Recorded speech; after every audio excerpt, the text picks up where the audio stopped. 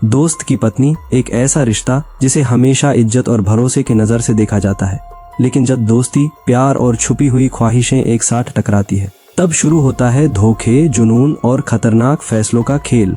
एक छोटे से गांव की ये कहानी धीरे धीरे ऐसे मोड़ पर पहुंचती है जहां हर रिश्ता टूटने लगता है। आखिर कैसे एक दोस्त अपने ही दोस्त की जिंदगी बर्बाद कर देता है और कैसे प्यार बदल जाता है मौत के खेल में, जानिए फिल्म सिलाब की इस पूरी कहानी में। कहानी की शुरुआत समंदर किनारे पर बसे एक छोटे से गांव से होती है।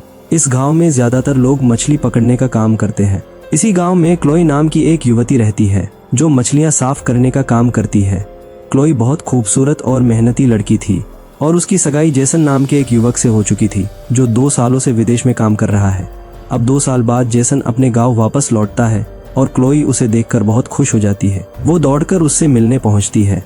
गांव के लोग भी जेसन का गर्मजोशी से स्वागत करते हैं क्योंकि उसके माता पिता अब इस दुनिया में नहीं थे और इस वजह से ये सभी गांव वाले ही उसका परिवार बन चुके हैं। उसी रात के समय जेसन का करीबी दोस्त मार्को भी गांव पहुंचता है और क्लोई पहली बार उसे देखती है। मार्को खास तौर पर जेसन और क्लोई की शादी में शामिल होने इस गांव में आया है। अगले दिन पूरे गांव की मौजूदगी में बड़े ही धूमधाम से दोनों की शादी हो जाती है, लेकिन शादी की पहली रात ही जेसन नशे की हालत में जल्दी सो जाता है, जिससे क्लोई काफी निराश हो जाती है। बाद में जब वो बाहर आती है तो उसकी मुलाकात मार्को से होती है। दोनों ही एक दूसरे की ओर आकर्षित महसूस करने लगते हैं, लेकिन अपने जज्बात छिपा लेते हैं। फिर अगले दिन गांव के लोग अपने अपने काम में लग जाते हैं। इसी दौरान गांव की एक लड़की लीना मार्को में दिलचस्पी दिखाने लगती है। सभी लोग मार्को से पूछते हैं कि उसकी और जेसन की दोस्ती कैसे हुई। तब वह बताता है कि दोनों विदेश में साथ काम करते हैं और वहीं पर उनकी दोस्ती हुई। कुछ समय बाद जेसन और मार्को खेतों की तरफ चले जाते हैं। वहाँ पर जेसन गांव के एक बुजुर्ग व्यक्ति को बाबा कहकर बुलाता है क्योंकि वो उसे पिता समान मानता था।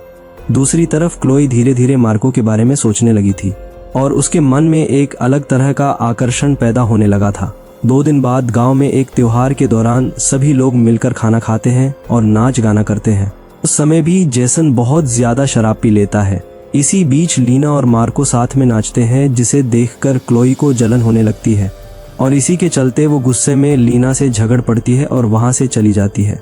अब कुछ दिनों बाद मार्को गांव छोड़ने की तैयारी करता है क्योंकि वो सिर्फ कुछ समय के लिए अपने दोस्त की शादी में शामिल होने के लिए यहाँ इस गांव में आया था। लीना उससे जल्दी वापस आने के लिए कहती है और मार्को सभी से विदा लेकर चला जाता है, लेकिन क्लोई के मन में उसके लिए भावनाएं बढ़ती जाती है। समय बीतने के साथ क्लोई और जेसन के रिश्ते में दूरी आने लगती है। क्लोई अक्सर उदास रहने लगी है क्योंकि उसका मन अब कहीं और भटकने लगा था। वो पूरे दिन बस मार्को को याद करती रहती। फिर कुछ दिनों बाद मार्को अचानक गांव में वापस लौट आता है। वो जेसन को बताता है कि पुलिस उसे ढूंढ रही है, इसलिए वह यहाँ छिपने आया है।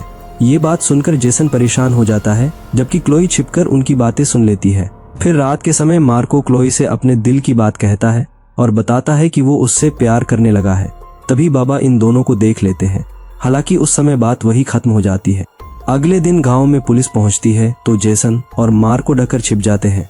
पुलिस बाबा से जेसन के बारे में पूछताछ करती है, लेकिन बाबा उन्हें बचा लेते हैं और पुलिस को दूसरी दिशा में भेज देते हैं। इसके बाद रात में बाबा मार्को को समझाते हैं कि वो इस गांव को छोड़ दे क्योंकि वो जेसन का घर टूटते हुए नहीं देख सकते। लेकिन अगली सुबह गांव में हड़कंप मच जाता है क्योंकि बाबा की हत्या हो चुकी होती है। बाबा की मौत से गांव के सभी लोग दुखी हो जाते हैं।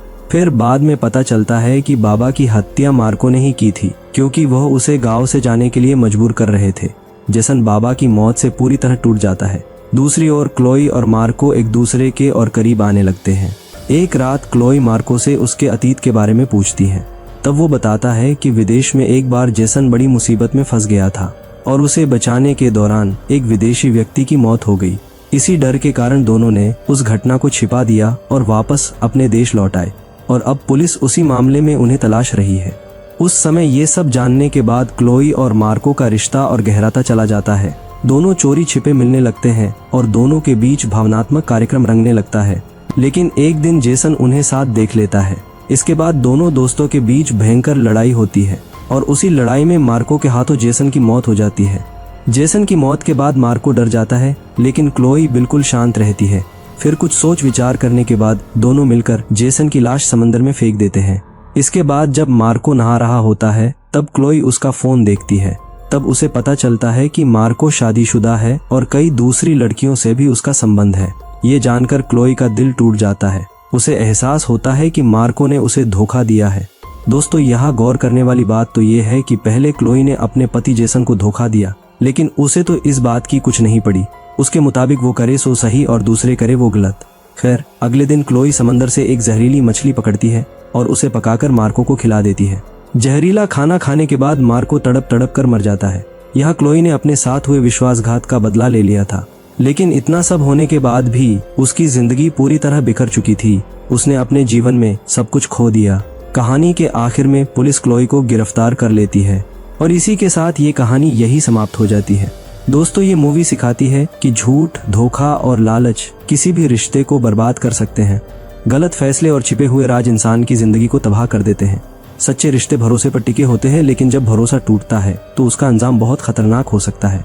अगर आपको ये कहानी थोड़ी भी पसंद आई हो तो वीडियो को लाइक करके चैनल को सब्सक्राइब जरूर कर देना। कहानी में अंत तक बने रहने के लिए आपका धन्यवाद।